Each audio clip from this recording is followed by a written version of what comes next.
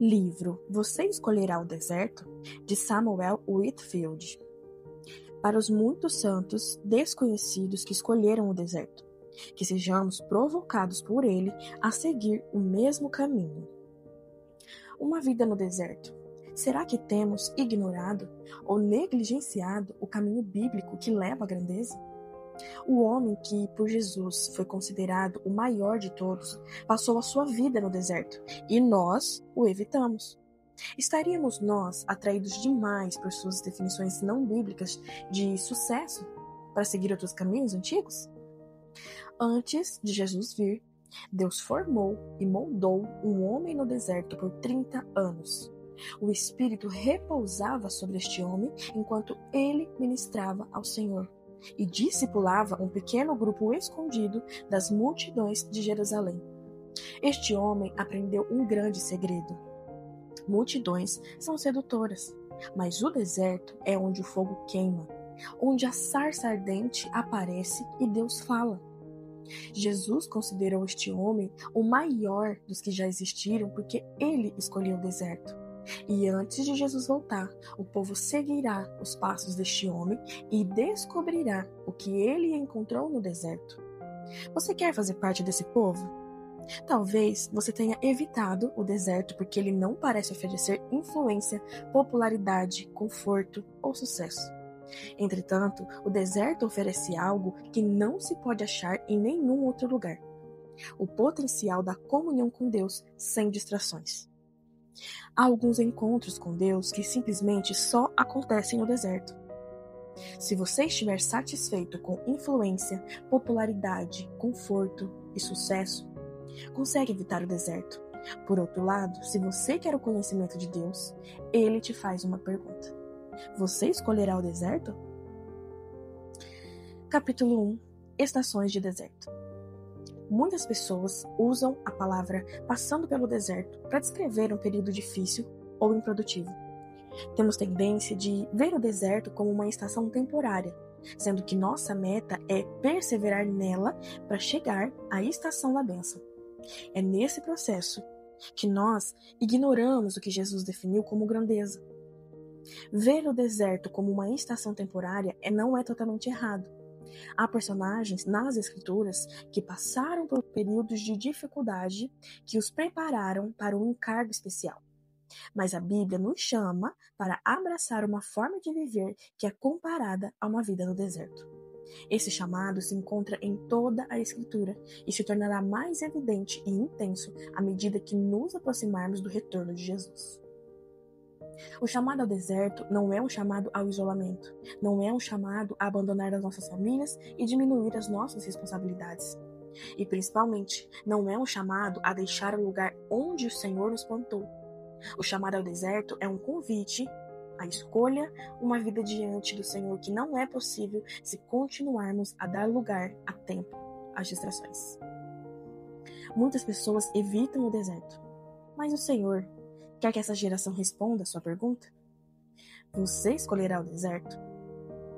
Temos uma geração de cristãos entrando em estações de deserto para que aproveitem maior sucesso fora dele. Essa presunção ignora algo significativo. Jesus disse que ninguém foi maior que João Batista, e João passou a vida toda no deserto. João não foi ao deserto para se preparar para o ministério frutífero e depois sair. Ele completou sua tarefa plenamente ao permanecer no deserto. Pensamos no deserto como algo negativo, mas a vida de João no deserto é apresentada de uma forma positiva nos evangelhos. Se tornou comum falar para as pessoas resistirem durante o deserto e ansiarem pelo momento de maior realização fora dele. Hoje é a hora de lançar um novo chamamento.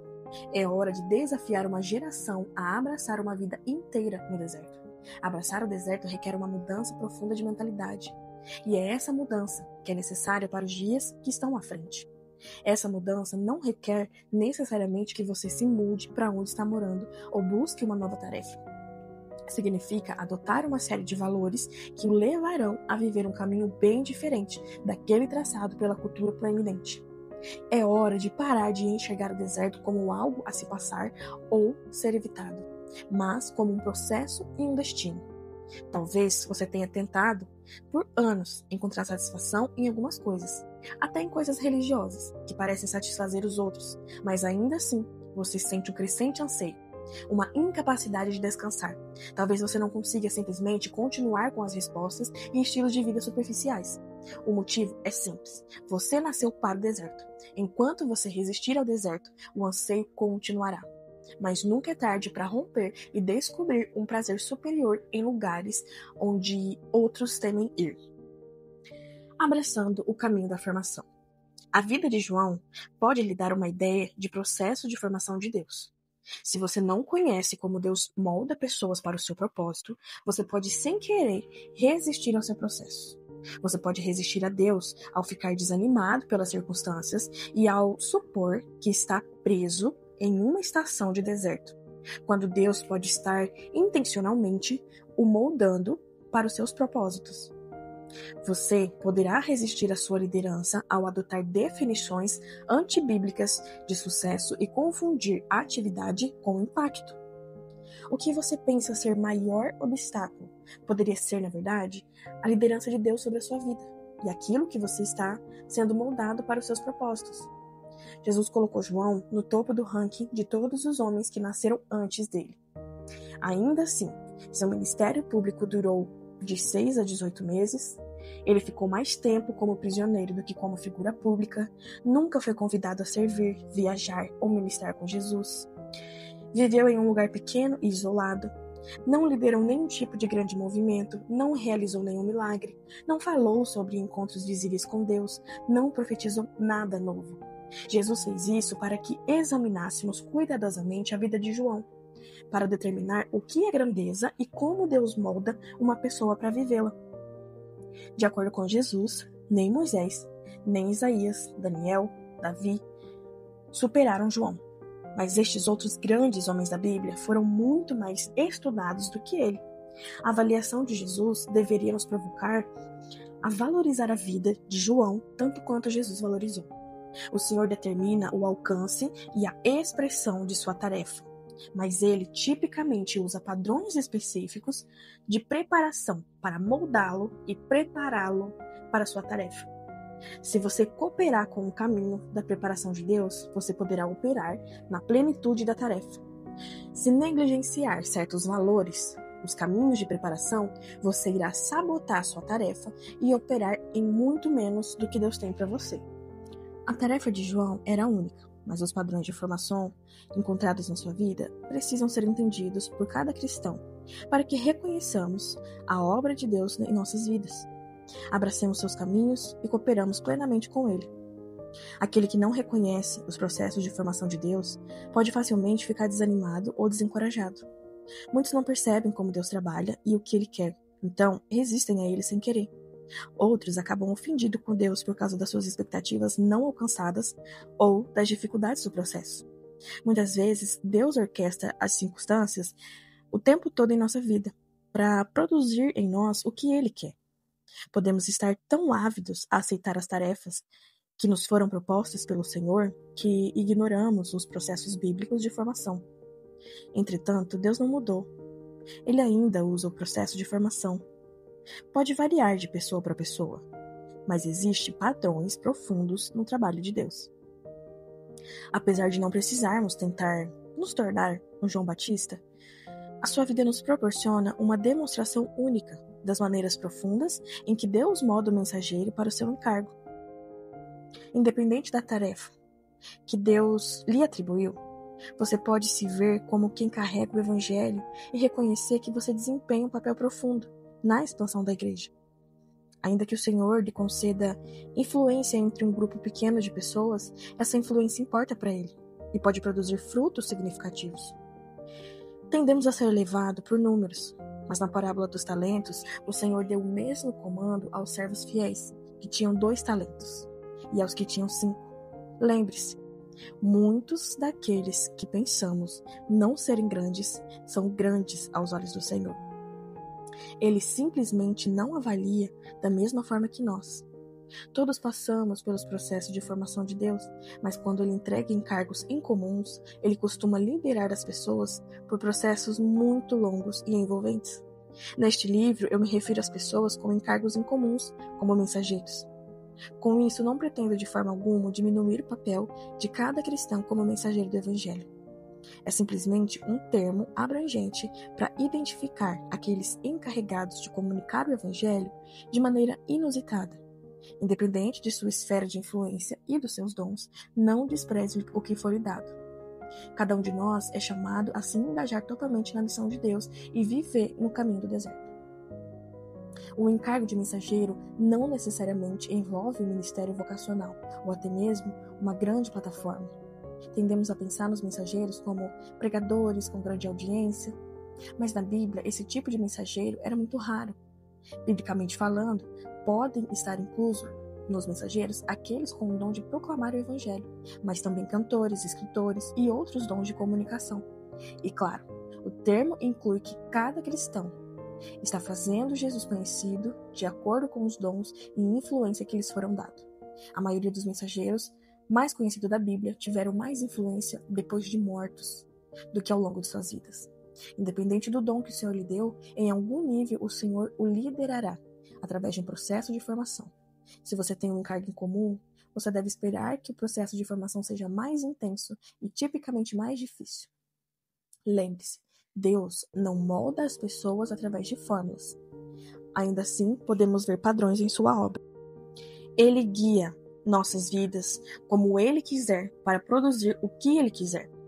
Devemos estar cientes desses padrões, mas não os transformar em fórmulas pelas quais organizamos ou avaliamos nossas vidas.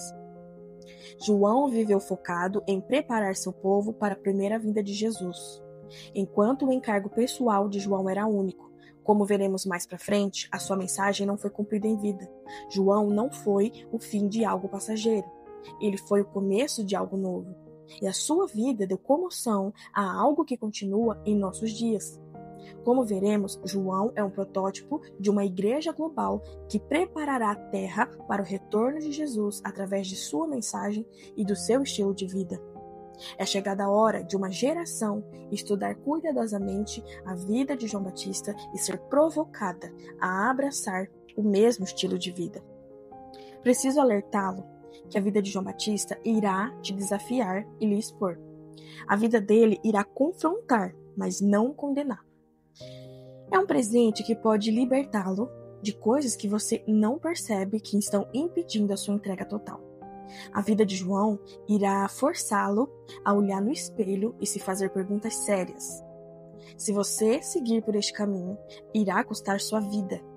E com isso eu não quero dizer necessariamente que você enfrentará o mártir. Seguir o caminho de João o leva para o mais profundo ainda. Irá custar muito caro. Irá reorientar radicalmente quem você é e a vida que leva no dia a dia, no ritmo de cada momento. Não é, primariamente, uma transformação externa. Você é incapaz de seguir o exemplo de João tendo uma lista de regras ou requisitos. Você só consegue seguir o mesmo caminho ao permitir que a sua vida seja consumida pela vida de Deus. Siga com cuidado, mas saiba que virá uma geração que abraçará o caminho de João. Mas a pergunta é, você será uma dessas pessoas? Uma igreja madura está surgindo, uma que abraçará a entrega total de João. Ela não será superior aos outros, ao contrário, será muito consciente da sua própria fraqueza. A igreja madura não será da elite, pelo contrário, será a serva de todos. A maioria dos que estão na igreja serão anônimos e muitos serão desprezados. Mas eles farão parte do presente extravagante do Pai ao seu Filho. Deus irá amadurecer toda a igreja no seu tempo. Mas agora, Ele está nos enviando um convite para abraçarmos o seu processo de todo o coração. Como veremos, a vida de João foi uma amostra do que está por vir. E o que o Senhor quer liberar, uma amostra novamente por meio daqueles que escutam o seu convite. Talvez o Senhor queira que você escute o seu convite, e talvez Ele esteja esperando a sua resposta. Você escolherá o deserto? Se você quiser entender o convite ao deserto, precisamos entender a quem Jesus considerava o maior de todos. Um enigma ou algo a mais? João Batista costuma ser tratado como alguém um tanto excêntrico. A maioria dos filmes o retratam como um eremita estranho e esquisito. Parece não ter tomado banho há semanas, mas ainda assim carrega uma mensagem profética. Esses retratos de João não são verossímeis. Ele não era uma pessoa bizarra. Ele era um homem que viveu uma vida focada e intencional, moldada pela sua confiança nas Escrituras. João era ungido pelos céus para proclamar as Escrituras com um poder sem precedentes, para preparar o seu povo para Jesus. Gabriel foi enviado dos céus para anunciar o nascimento de João. Este anúncio é o primeiro indício de uma magnitude da vida de João. Só há registro de 4 aparições de Gabriel nas Escrituras, 2 no livro de Daniel e 2 no Novo Testamento. Gabriel descreveu a si mesmo como aquele que assiste diante de Deus, indicando sua posição. Gabriel só previu 2 nascimentos na história, o nascimento de Jesus e o nascimento de João. Para colocarmos isso em perspectiva, Gabriel previu o nascimento de Deus e de outro homem somente.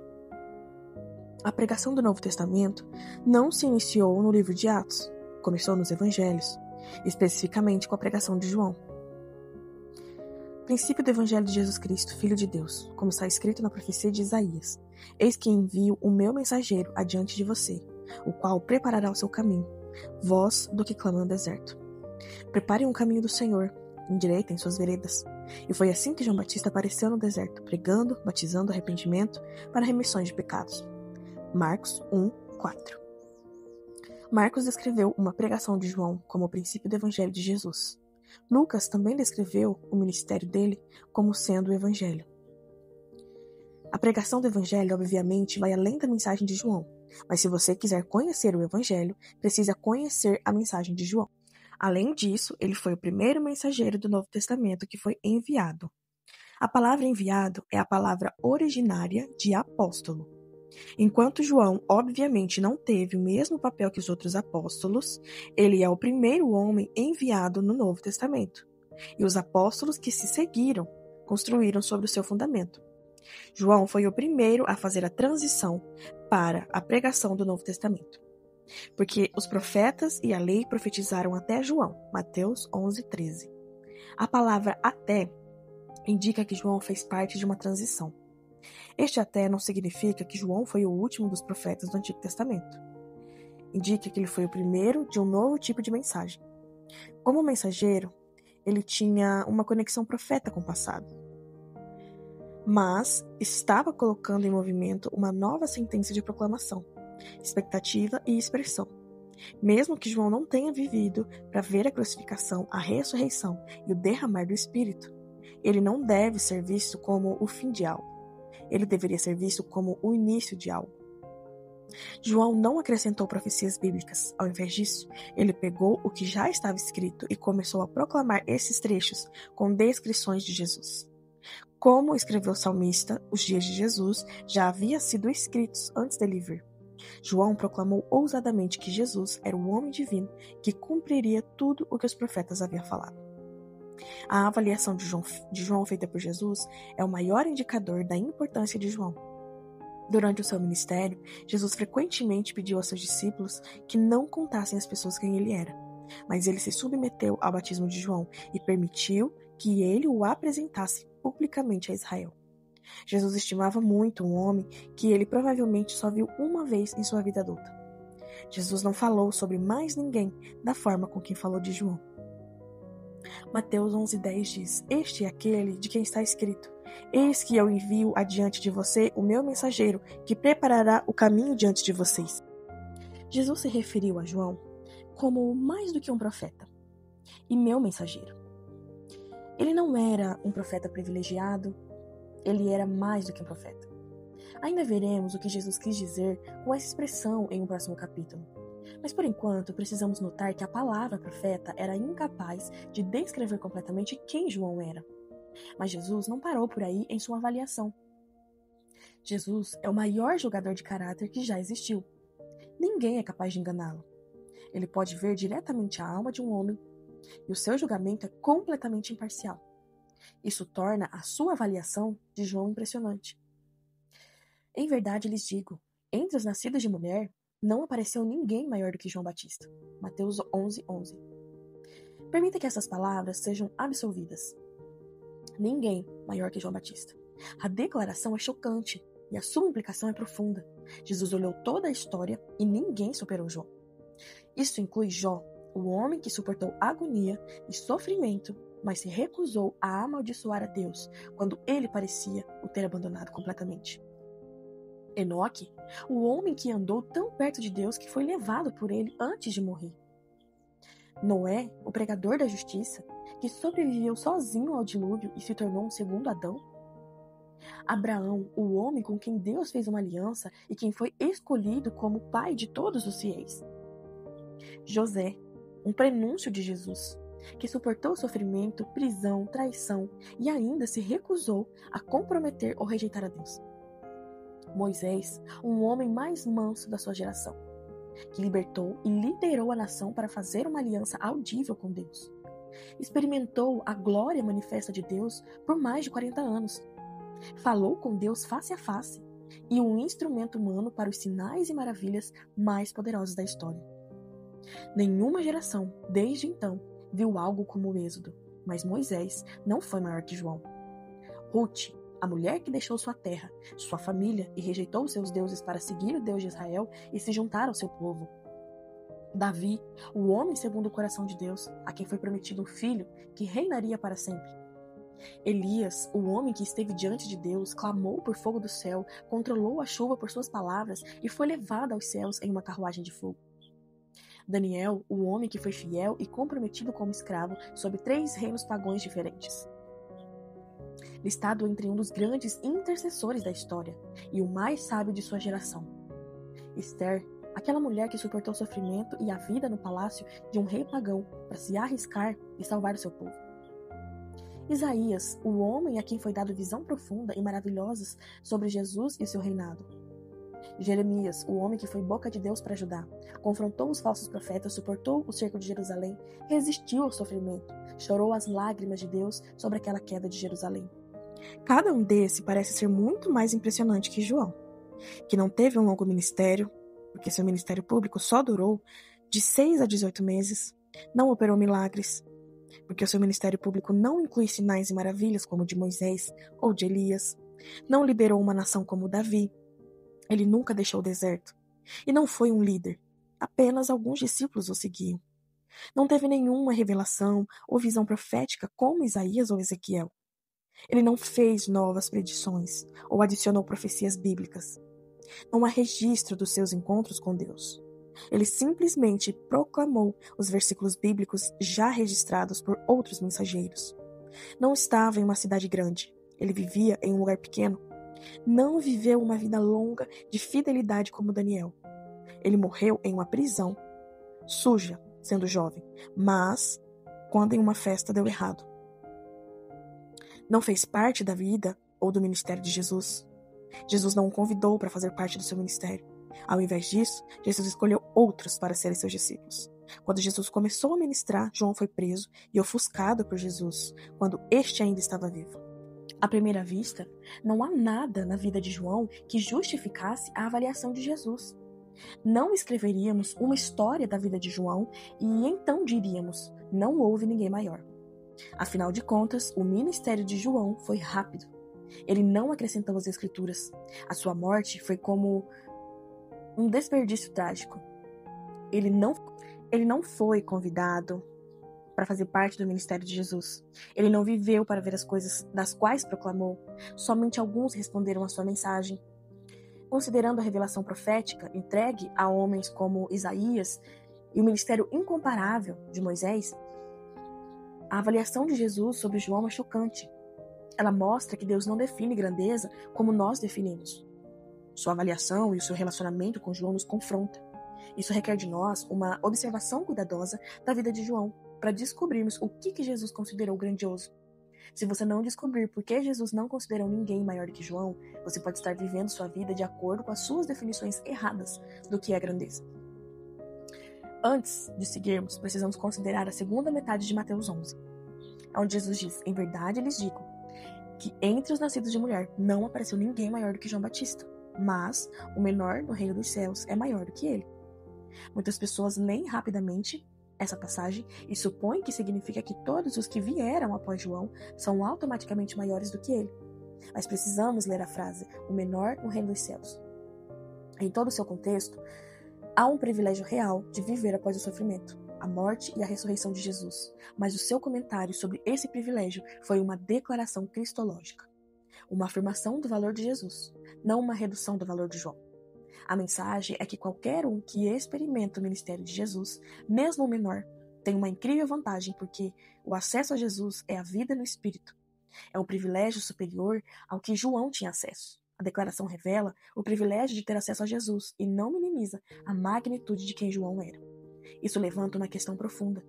Por que Jesus precisou afirmar a declaração, a superioridade do seu ministério em relação ao de João? Jesus não estava inseguro e não queria se autopromover. Então a sua declaração reflete o tanto que as pessoas estimavam a João. Por exemplo, Josafá escreveu que Herodes temia que a grande influência de João sobre as massas, porque pareciam estar prontos a fazer qualquer coisa que ele sugerisse. João claramente foi grande, e suas palavras foram acompanhadas de grande poder, mas Jesus tinha que separar o seu ministério do de João, para não haver confusão. João havia sido grande, mas alguém muito maior havia chegado agora. Algo maior que João chegou. Desfrutar o acesso de Jesus. Se enxergarmos João como um indivíduo estranho, que surgiu brevemente para anunciar o ministério de Cristo e rapidamente se sumir da história, deixaremos de ver a mensagem completa de sua vida. Quando Jesus disse que João foi mais que um homem, ele estava se referindo ao papel que João iria desempenhar como um protótipo. Se João lhe incomoda ou lhe confronta, não resolva ou desconsidere superficialmente o desconforto do confronto. Não desconsidere João tratando-o como alguém fora do comum ou desequilibrado. Ao invés disso, busque a revelação que ele tinha sobre Deus. Ele recebeu essa revelação pela vida do Espírito, da palavra de Deus e pela sua vida em comunidade. Da mesma forma que você também pode, você precisa olhar para a sua mensagem e sua vida e tomá-la como exemplo. João proclamou ousadamente coisas que ainda não aconteceram. Ele proclamou que Jesus era o Cordeiro de Deus e aquele que batizará com o Espírito Santo e com fogo. Ele tem a pá em suas mãos, limpará a sua eira e recolherá o seu trigo no celeiro. Porém, queimará a palha no fogo que nunca se apaga. A maioria da mensagem de João, em Mateus 3,11, se refere à segunda vinda de Jesus, e não à primeira. A mensagem de João não se cumpriu na primeira vinda de Cristo. Na verdade, João apregou a segunda vinda como a principal motivação para se preparar para a primeira vinda. João proclamou a segunda vinda de Jesus à geração que experimentou apenas a primeira vinda. E a sua pregação nos lembra que o Evangelho é a boa notícia da primeira e da segunda vinda de Jesus. Independente das pessoas viverem para verem o retorno de Jesus, esse é o Evangelho. João pregou dessa forma, os apóstolos pregaram dessa forma, e nós devemos pregar dessa forma. Se a mensagem da segunda vinda de Cristo foi crucial para preparar Israel para receber a redenção lá na sua primeira vinda, quão mais necessária é a mensagem para preparar Israel e as nações para a sua segunda vinda? Qualquer evangelho que não inclui a segunda vinda de Jesus é um evangelho incompleto, porque a primeira vinda de Cristo não cumpriu todas as promessas de Deus, porém, as assegurou. Nós recebemos apenas um depósito daquilo que Deus nos prometeu, e nosso evangelho acaba vazio de significado sem o retorno de Cristo.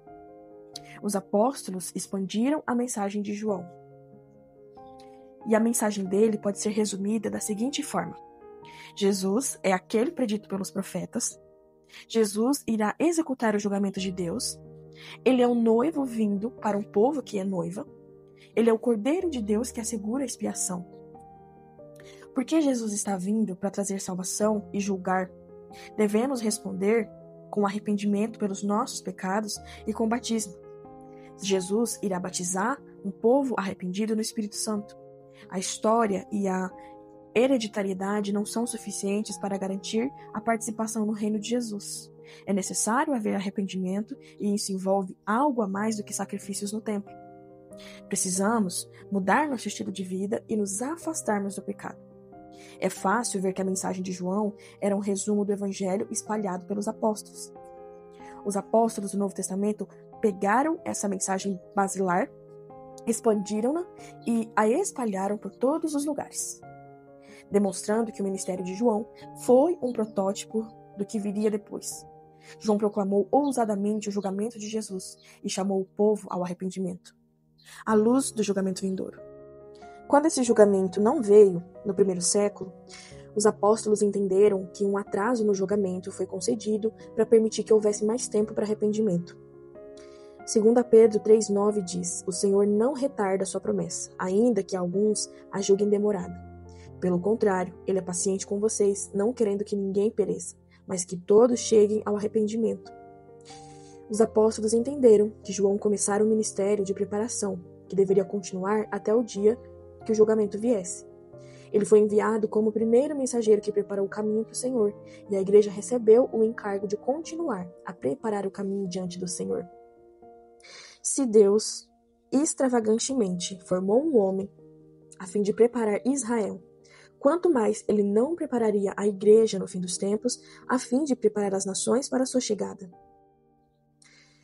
O encargo pessoal de João foi único. A sua mensagem não era nova. Ele deu continuidade à mensagem dos profetas sobre arrependimento, salvação e julgamento. Ainda assim, seu ministério carregava uma intensidade elevada, porque a aparição de Jesus era iminente. Enquanto não conseguimos, e não devemos, prever o dia da volta de Cristo, deveríamos esperar uma intensificação do testemunho da igreja sobre Jesus conforme o dia de sua volta. Alguns cristãos estão cansados da ideia de preparar a terra para a volta de Jesus porque um punhado de pessoas tentou se preparar para a volta dele de maneira antibíblica. Porém, a questão não é se devemos ou não nos preparar. Jesus nos ordenou que nos preparassem. A questão é como nos preparamos. A missão da igreja, nessa era, é obedecer às Escrituras e cooperar com Deus a fim de preparar a terra para o retorno do seu Filho. Jesus assumiu essa tarefa em Mateus 24, e será pregado este evangelho do reino por todo o mundo, para testemunho a todas as nações. Então virá o fim. Jesus previu que o evangelho do reino deveria ser dado como testemunho a todas as nações antes do fim. Ele é tão bondoso que não irá cumprir os eventos do fim dos tempos até que toda a terra tenha testemunhado através da igreja. Esse testemunho preparará a terra para os eventos que acompanharão a volta de Jesus. Deus não liberou o dilúvio antes que Noé profetizasse por um tempo. Não liberou as pragas sobre o Egito antes que primeiro ele enviasse Moisés como mensageiro para avisar Faraó. Deus não enviou inúmeros profetas a Israel antes da invasão dos assírios e antes do cerco babilônico em Jerusalém. Jesus não veio antes que João alertasse o povo para se preparar para a sua chegada. Deus sempre preparou seu povo. Se o fim da era produzir maior calamidade e libertação da história, significa que deve ser acompanhada das maiores testemunhas proféticas da história. Se percebemos a responsabilidade da igreja em preparar nações para o dia do Senhor, isso requer que consideremos o ministério de João com mais afinco. Antes da volta de Cristo, Deus irá liberar um testemunho através da igreja para todo mundo e todas as nações, indicando que o testemunho da igreja no fim dos tempos será muito maior que o ministério de João. Alguns supõem que não é necessário nenhum testemunho, porque temos o testemunho das Escrituras. Porém, gerações anteriores também tinham testemunho das Escrituras. Quando consideramos cuidadosamente tudo aquilo que a Bíblia diz sobre a primeira e a segunda vinda, uma questão crucial se levanta. Se a vida de devoção de João e a sua mensagem usada foram necessárias para preparar Israel para receber misericórdia, quanto mais algo similar será necessário para preparar as nações para receber a misericórdia de Jesus e os seus julgamentos? João é o único humano cheio do Espírito no ventre de sua mãe. Ele foi um homem dedicado e focado, mas a sua dedicação não era o que tornava ele único. Havia muitas outras comunidades dedicadas ao deserto. João foi o único porque a ele foi dado um presente jamais dado a nenhum outro mensageiro, porque ele foi cheio do Espírito Santo no ventre de sua mãe. Esse presente colocou João em um destaque único. Ele morreu antes do Pentecostes, mas tirou proveito de um presente que veio em Pentecostes. O Espírito Santo em João foi quem o fez ser quem ele era. Se o enxergarmos como ser humano superior, então não entendemos o ponto. Ele precisou responder ao Senhor e viver intencionalmente, mas o Espírito em João foi quem o fez ser quem ele era. Esse ponto é enfatizado pela ausência de milagres no seu ministério e na falta de menção de qualquer encontro espiritual fora do comum. O pano de fundo do ministério de João pode ser resumido em 3 versículos. Lucas 1,15. Pois ele será grande diante do Senhor, não beberá vinho, nem bebida forte, e será cheio do Espírito Santo, desde o ventre materno. Lucas 1,80. O menino crescia e se fortalecia em espírito, e viveu nos desertos até o dia em que havia de manifestar-se a Israel. E Lucas 3,2. Sendo sumo sacerdote, Anás e Caifás, a palavra de Deus veio a João, filho de Zacarias, no deserto. João foi definido por 3 coisas. Primeiro, ele era cheio do Espírito Santo e se submetia a ele. O seu ministério público foi resultado de Deus vindo até ele e falando através dele, no tempo e por iniciativa de Deus e não por estratégia humana. Segundo, ele viveu uma vida intencional em um lugar pequeno durante um longo período. Terceiro, ele valorizava a palavra de Deus, meditava nela profundamente e permitia que ela moldasse sua vida. Esses 3 simples fatores produziram a revelação de João sobre Deus, o seu entendimento sobre as Escrituras e o poder do seu ministério. João não abalou uma nação porque ele era impressionante, mas por causa de sua vida no Espírito. Na verdade, como veremos, talvez sua vida tenha sido marcada pela fraqueza. Pelo que sabemos, João não experimentou a presença de Deus como Moisés.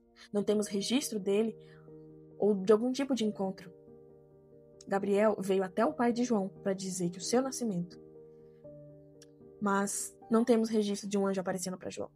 Ele recebeu revelação e foi transformado à medida que encontrou a Deus pelo Espírito e pela palavra e viveu um estilo de vida intencional em um lugar pequeno.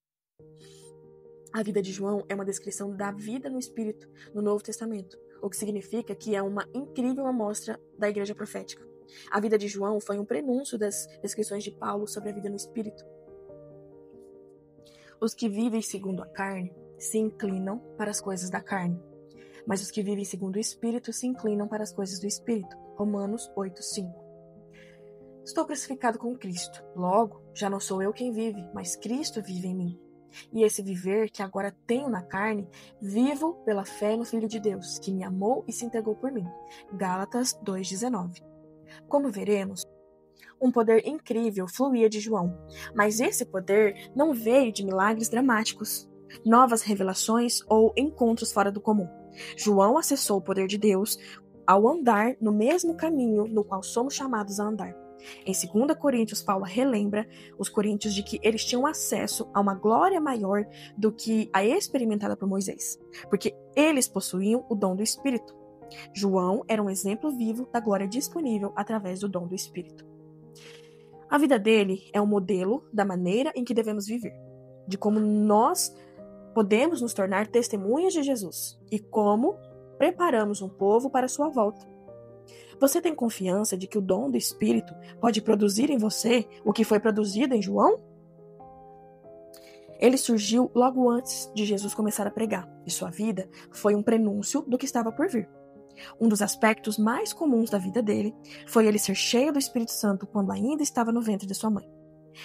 Esse encher foi um dom único e uma amostra poderosa do que estava por vir.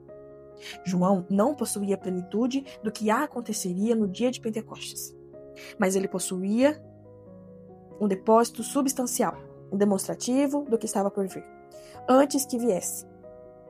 João não somente carregou uma mensagem, mas ele era uma mensagem.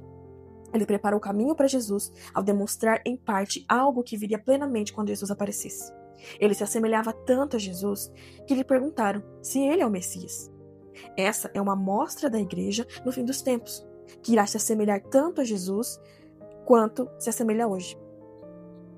João surgiu repentinamente, logo antes de Jesus, como um dos maiores homens da história, e a igreja madura no fim dos tempos também vai aparecer surgindo repentinamente, logo antes da volta de Cristo. E a igreja surgirá como um povo maduro e corporativo. Muitas pessoas ficam desencorajadas pela falta de compromisso que observam na igreja atual. Mas devemos formar nossas opiniões sobre o povo de Deus a partir dos versículos bíblicos. Deus irá chocar e maravilhar o mundo e os poderes ao levar o seu povo a uma maturidade antes da volta de Cristo. Ele irá formar um povo belo e maduro, que se assemelha ao seu filho e se torna a resposta gloriosa à oração do seu filho em João. Assim como João demonstrou uma medida do poder que estava por vir, a igreja no fim dos tempos será uma demonstração do que está por vir. Não teremos a plenitude do que virá após a volta de Cristo, mas a igreja no fim será o prenúncio inegável e visível da glória que virá depois que Jesus reaparecer. João nos deu um retrato do futuro da igreja. Por quase 2000 anos, a igreja tem sido um povo que aponta para a vinda dele. À medida que o rei se aproxima, essa tarefa se intensifica dramaticamente. Ao longo da Bíblia, há pessoas cujas as suas vidas são uma profecia, um retrato e um protótipo de algo que está por vir. Quando lemos suas histórias, lemos acontecimentos reais e históricos, mas também estamos lendo profecias de algo que deve acontecer. Por exemplo, a história da transformação de Jacó em Israel é um retrato profético da história deles. A vida de José é um prenúncio incrivelmente detalhado da vida de Jesus. Daniel foi outro exemplo. Ele viveu durante o reinado de Nabucodonosor, que era um protótipo do anticristo, que destruiu Jerusalém, escravizou o povo de Deus e ordenou o povo que adorasse uma imagem. Ao longo da história, Daniel foi completamente fiel a Deus e sem nenhuma falha. Ele era um protótipo da igreja madura no fim dos tempos, que é fiel e leal a Jesus, mesmo durante o governo do anticristo. Protótipos são comuns na Bíblia, e quando examinamos cuidadosamente a vida, o ministério e a mensagem de João, descobrimos que ele também é um desses protótipos. João Batista não era estranho ou bizarro, como muitas pessoas já pensam. Ele não foi um ideal impossível. Ele era um homem fraco como nós, que demonstrou o que é possível na graça de Deus. Ainda que o encargo de João certamente tenha sido único, a Bíblia não apresenta João como uma pessoa a se imitar, não somente admirar. Não devemos imitar o encargo individual de João, mas devemos aprender sobre a sua grandeza. João não era extremo. Sua forma de viver era uma resposta aceitável diante do conhecimento sobre Deus. As pessoas que se entregam totalmente só nos parecem extremas se não temos a mesma revelação que elas. Músicos de alto nível não consideram a sua rotina de treinamento extrema porque eles têm a revelação do que é possível quando eles tocam seus instrumentos. Atletas olímpicos não pensam que é estranho organizar cuidadosamente cada detalhe de sua vida e renunciar a si mesmo porque eles foram cativos pela possibilidade de competição. Quando uma pessoa ama algo, elas consideram aquilo que os outros acham extremo como a única resposta aceitável. Se você acha que a vida de João era extrema, é apenas porque você ainda não tem a revelação de Deus que ele tinha. A vida de João não expõe principalmente a nossa falta disciplinar. Ela confronta a nossa falta de revelação e desejo. A revelação de qualquer coisa desejável, seja a habilidade excepcional na música, na medalha olímpica, ou a possibilidade de um relacionamento romântico. Carrega um poder incrível. Quando os nossos desejos mais profundos são mexidos e o amor é aceso, nós nos reordenamos a nossa vida devidamente e fazemos aquilo que os outros consideram extremos em resposta a esse desejo. Se você vir a Deus, como João viu, você vai conseguir viver o que ele viveu e como ele viveu. Esta é a necessidade desesperada do nosso tempo. Deus está procurando pessoas cujas suas vidas são definidas pela busca dessa revelação. A última vez que Deus esteve para vir à Terra, ele encheu um homem do Espírito Santo e colocou no deserto por décadas. Lhe deu revelação profunda da palavra e então o ungiu com poder incomum para proclamar a palavra. Deus está preparando para vir novamente. E todas as vezes que ele vem, ele aumenta a intensidade. Na última vez, Deus usou João para preparar um pequeno grupo para sua chegada. Mas dessa vez, ele quer usar um testemunho corporativo para preparar cada povo para sua chegada. Mas primeiro, ele está procurando por um remanescente que estudará os seus caminhos e participará do seu processo de preparar seu povo para sua volta.